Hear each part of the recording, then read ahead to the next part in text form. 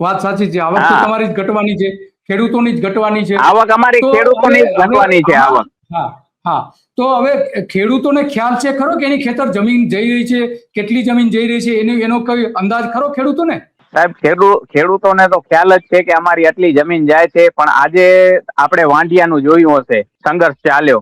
હા, તો આજે યસ. બળજબરીથી જે લાઈન નાખે છે, ખેડૂત કંપની સામે લાચાર થઈ જાય છે.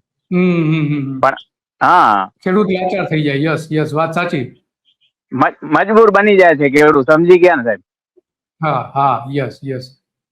આ તો વાત તમારી સાહેબ સાચી. તમને કહું, જ્યારે ગુજરાત કિસાન સંઘર્ષ સમિતિ આ બધું સોશિયલ મીડિયાના મારફતે અમે એના વિડિયા જોયા, એમના સાથે સમજી લો કે આપલેના વિચારો કર્યા અને એમની સલાહ લીધી, ત્યારે અમને આટલી ખબર પડી કે આ લાઈન બાબતમાં કે અમને આવી રીતના કંપની બનાવી જતી હતી, તો જે હવે બધી માહિતી મળવા માંડી. જ્યારે જેમ કે આજે આ હા નોટિફિકેશન લાઈનનું બહાર પડ્યું, તો ખેડૂતો કોઈ રોજ ન્યૂઝપેપર તો વાંચવાના નથી.